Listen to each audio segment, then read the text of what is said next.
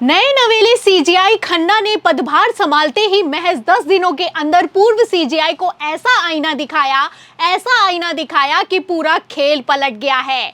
आपको बता दें, पहले तो सीजीआई खन्ना ने चंद्रचूड़ के 2 अहम फैसलों को पलट दिया और अब जो सीजीआई खन्ना की तरफ से बयान निकलकर सामने आया है, चंद्रचूड़ मुंह छुपाने को मजबूर दिखाई दे रहे हैं।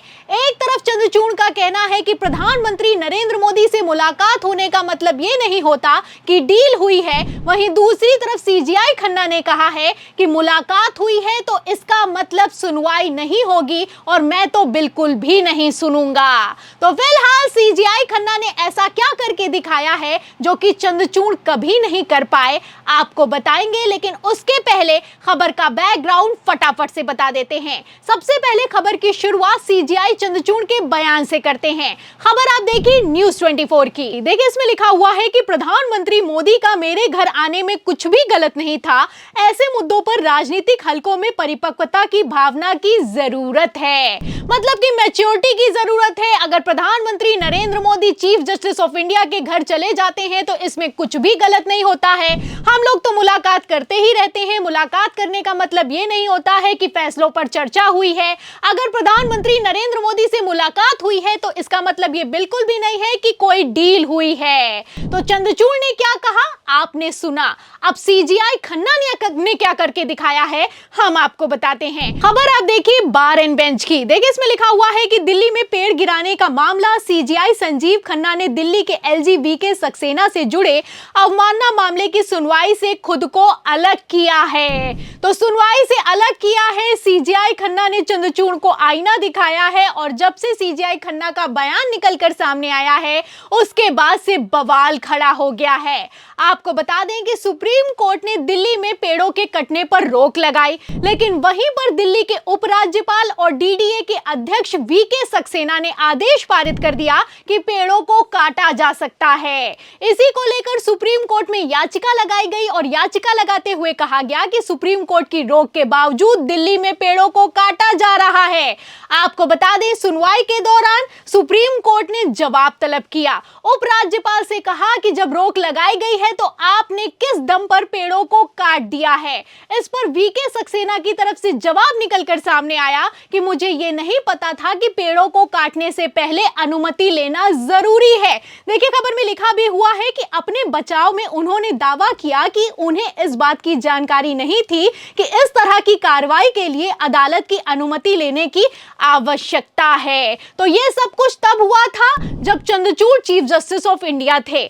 आपको बता दें कि सीजीआई चंद्रचूड़ जब बने हुए थे तब उन्होंने इस मामले की सुनवाई की और सुनवाई करते हुए रिटायरमेंट के ठीक पहले इस याचिका को सीजीआई खन्ना को रजिस्टर कर दिया। देखिए, खबर में लिखा भी हुआ है, खबर में साफ लिखा है कि सीजीआई डीवाई चंद्रचूड़ ने हाल ही में सेवानिवृत्त होने के बाद यह मामला आज भारत के मुख्य न्यायाधीश संजीव खन्ना और न्यायमूर्ति पीवी संजय कुमार की खंडपीठ के समक्ष सुनवाई के लिए सूचीबद्ध कर दिया था। तो तब सूचीबद्ध कर दिया गया था और अब मैं आपको बता दूं, सीजीआई खन्ना ने इस याचिका को एक सिरे से खारिज कर दिया है और इस याचिका पर सुनवाई करने से साफ इनकार कर दिया है। सीजीआई खन्ना ने आज जो सुप्रीम कोर्ट में कहा है उसके बाद से जो चंद्रचूड़ के दिए गए बयान हैं वो सोशल मीडिया पर वायरल हो रहे हैं। और तो और चंद्रचूड़ से पलटकर यह भी सवाल किया जा रहा है कि सीजीआई खन्ना ने जो करके दिखाया है, क्या आप में दम है कि आप ये कर पाएंगे।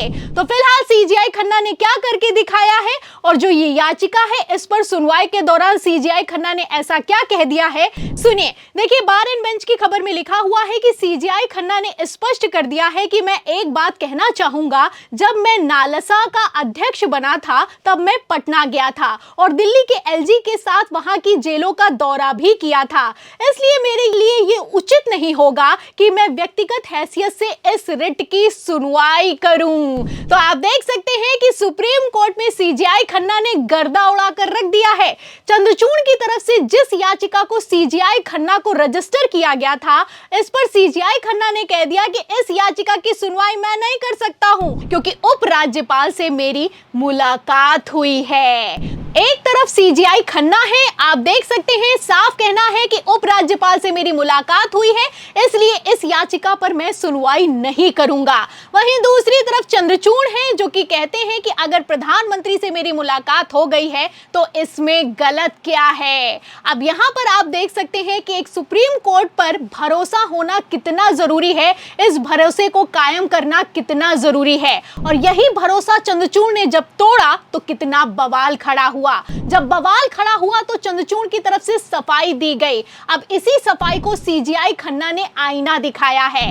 आपको बता दें सीजीआई खन्ना ने इस याचिका पर सुनवाई नहीं की है और अब इस याचिका को, जो कि उपराज्यपाल वीके सक्सेना से जुड़ी हुई है, इसको 27 नवंबर के लिए आगे बढ़ा दिया गया है। तो फिलहाल पूरा का पूरा खेल एक्सपोज होता हुआ नजर आ रहा है। जब से सीजीआई खन्ना का बयान निकलकर सामने आया है उसके बाद से चंद्रचूड़ का बयान भी सोशल मीडिया पर वायरल हो रहा है। आप अच्छे से जानते हैं कि किस तरीके से चंद्रचूड़ ने चीफ जस्टिस ऑफ इंडिया के तौर पर पब्लिक के भरोसे को तोड़ दिया, और सिर्फ पब्लिक के भरोसे को नहीं तोड़ा बल्कि नेताओं के भरोसे को भी तोड़ दिया। नेताओं के बयान तो यहां तक निकलकर सामने आए कि जिस तरीके से चंद्रचूड़ प्रधानमंत्री नरेंद्र मोदी को अपने घर पर बुलाते हैं, वो जो महाराष्ट्र की याचिकाएं हैं, हमसे जुड़ी हुई याचिकाएं हैं, उन पर सुनवाई ना करें क्योंकि इन याचिकाओं पर हमें न्याय मिलेगा या नहीं मिलेगा इस पर शक पैदा होता है।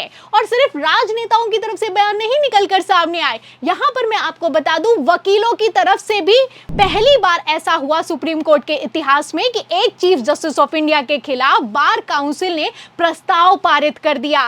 कपिल सिब्बल ने प्रस्ताव पारित कर दिया और प्रस्ताव पारित करते हुए कहा कि एक तरफा फैसला लिया जा रहा है सुप्रीम कोर्ट में। जिस तरीके से चंद्रचूड़ ने न्याय की देवी से आंखों की पट्टी हटाने का आदेश पारित कर दिया है, इस पर हमसे तो कोई चर्चा ही नहीं की है, सिर्फ आदेश पारित कर दिया है, इसीलिए इस फैसले का हम विरोध करते हैं। तो चंद्रचूड़ का जबरदस्त विरोध हुआ और यह विरोध और भी ज्यादा तब बढ़ गया जब प्रधानमंत्री नरेंद्र मोदी को चंद्रचूड़ ने अपने घर पर बुलाया।